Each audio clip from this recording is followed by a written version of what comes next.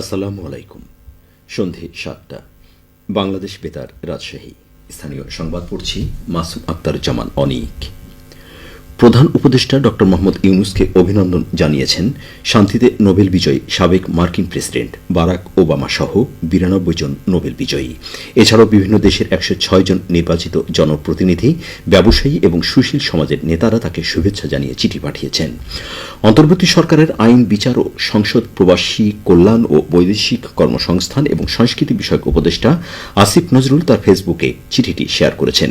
চিঠিতে বলা হয়, আমরা নিম্ন স্বাক্ষরকারীরা বাংলাদেশের প্রধান উপদেষ্টা নোবেল শান্তি পুরস্কার বিজয়ী ড মোহাম্মদ ইউনূসকে অভিনন্দন এবং আন্তরিক শুভেচ্ছা জানাতে পেরে আনন্দিত। বাংলাদেশের জনগণের মতো ড মোহাম্মদ ইউনূসও স্বৈরাচারিতার শিকার। আজ গণতান্ত্রিক এবং ছাত্র নেতৃত্বাধীন বিক্ষোভের ফলশ্রুতিতে স্বৈরাচার উৎখাত হয়েছে। ড মোহাম্মদ ইউনূস যা বলেছেন, বাংলাদেশ তার দ্বিতীয় স্বাধীনতা উপভোগ করছে এবং জাতি হিসেবে তার পূর্ণ সম্ভাবনা পূরণের সুযোগ তৈরি করেছে। তাই দীর্ঘ সময় ধরে ড মোহাম্মদ ইউনূসকে সমর্থন করতে পেরে গর্বিত। এটা বাংলাদেশের নতুন সূচনা এবং এই নতুন সময়ে ড মোহাম্মদ ইউনূস ও বাংলাদেশের জনগণের শান্তি ও সাফল্য কামনা করি। একটি নতুন এবং উন্নত সমাজ তৈরিতে বিশ্বকে নেতৃত্ব দেওয়ার জন্য বাংলাদেশ এবং অন্তর্বর্তী সরকারের প্রচেষ্টাকে সমর্থন করি এবং যে কোনো প্রয়োজনে সাহায্য করতে প্রস্তুত আছি। চিঠিতে স্বাক্ষর করেন সাবেক মার্কিন প্রেসিডেন্ট বারাক ওবামা সহ শান্তি, চিকিৎসা, রসায়ন, পদার্থবিদ্যা, অর্থনীতি ও সাহিত্যে নোবেল বিজয়ী ৯২ জন। এছাড়াও বিভিন্ন দেশের ১০৬ জন নির্বাচিত জনপ্রতিনিধি ও বিশিষ্ট ব্যক্তিরা চিঠিতে স্বাক্ষর করেন। স্বৈরাচার আওয়ামী লীগ শাসনের পতনের ১ মাস পূর্তিতে গণজাগরণের শহীদদের প্রতি শ্রদ্ধা জানাতে আজ বিকেলে থেকে সারা দেশে শহীদী মার্চ শুরু করেছে বৈষম্য বিরোধী ছাত্র আন্দোলন।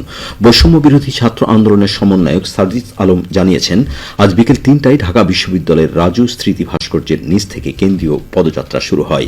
রাজু ভাস্কর্য থেকে শুরু হয়ে মিছিলটি নীলক্ষেত, সায়েন্স ল্যাব, কলাবাগান হয়ে মানিক মিয়া এভিনিউতে যায়। এটি বিজয় সরণি, ফার্মগেট, কারওয়ানবাজার হয়ে শাহবাগ হয়ে রাজু ভাস্কর্যে গিয়ে শেষ হয়। অভ্যুত্থানের শহীদদের স্মৃতির প্রতি সংহতি ও স্মরণে সারা দেশে ছাত্র জনগণকে একত্রিত করাই এই কর্মসূচির লক্ষ্য। এদিকে আমাদের চাঁপাইনবাবগঞ্জ সংবাদদাতা জানাচ্ছেন, গণ অভ্যুত্থানের ১ মাস পূর্তি উপলক্ষে চাঁপাইনবাবগঞ্জে বৈষম্য বিরোধী ছাত্র আন্দোলন ও Chapainawabganj student association Shahidi March কর্মসূচি পালন করেছে। বিকালে চাঁপাইনবাবগঞ্জ সরকারি কলেজ থেকে পৃথক পৃথকভাবে শহীদী মার্চ বের হয়ে শহরের প্রধান প্রধান সড়ক প্রদক্ষিণ করে। পরে বৈষম্য বিরোধী ছাত্র আন্দোলন শহরের সেন্টু মার্কেট চত্বরে এবং স্টুডেন্ট অ্যাসোসিয়েশন সরকারি কলেজ শহীদ মিনারে সমাবেশ করে। সমাবেশে বক্তারা ছাত্র জনতার আন্দোলনে শহীদদের স্মৃতির প্রতি শ্রদ্ধা নিবেদন করেন এবং শহীদদের আত্মত্যাগকে সমন্বিত রাখতে সবাইকে একযোগে কাজ করার আহ্বান জানান। ধর্ম উপদেষ্টা ড আফহামা খালিদ হোসেন আগামী শনিবার ৩ দিনের সরকারি সফরে রাজশাহী আসবেন। ওই দিন সকাল ৮:৩০টায় তিনি আকাশপথে রাজশাহীর শাহ মখদুম রহমতুল্লাহ আলাইহির বিমানবন্দরে পৌঁছাবেন। এরপর সকাল ৯টায় উপদেষ্টা রাজশাহীর পবা মডেল মসজিদ পরিদর্শন করবেন। সকাল ৯:৩০টায় একই উপজেলার ডাঙ্গিপাড়া আল জামিয়া সালাফিয়া মাদ্রাসা পরিদর্শন এবং শিক্ষক শিক্ষার্থীদের সাথে মত বিনিময় করবেন। সকাল ১০টায় নগরীর নওদাপাড়াস্থ আল মার্কাজুল ইসলামী সালাফি মাদ্রাসা পরিদর্শন এবং শিক্ষক শিক্ষার্থীদের সাথে মত বিনিময় করবেন। এরপর বেলা ১১টায় রাজশাহী ইসলামিক ফাউন্ডেশনের বিভাগীয় কার্যালয় পরিদর্শন এবং মুসলিম, হিন্দু, বৌদ্ধ এবং খ্রিস্টান ধর্মাবলম্বী ও সুধীজনের সাথে মত বিনিময় করবেন। দুপুর ১২:৩০টায় নগরীর কাটাখালী জামিয়া ওসমানিয়া মাদ্রাসা পরিদর্শন এবং শিক্ষক শিক্ষার্থীদের সাথে মত বিনিময় করবেন। বিকেল ৫:৩০টায় হজরত শাহ মখদুম রহমতুল্লাহ আলাইহির দরগা পরিদর্শন এবং সন্ধ্যে ৭টায় রাজশাহী সার্কিট হাউসে সরকারি বিভিন্ন বিভাগের কর্মকর্তাদের সাথে মত বিনিময় করবেন। পরদিন রোববার ৮ সেপ্টেম্বর সকাল ১০টায় রাজশাহী দারুস সালাম কামিল মাদ্রাসা পরিদর্শন এবং শিক্ষক শিক্ষার্থীদের সাথে মত বিনিময় করবেন।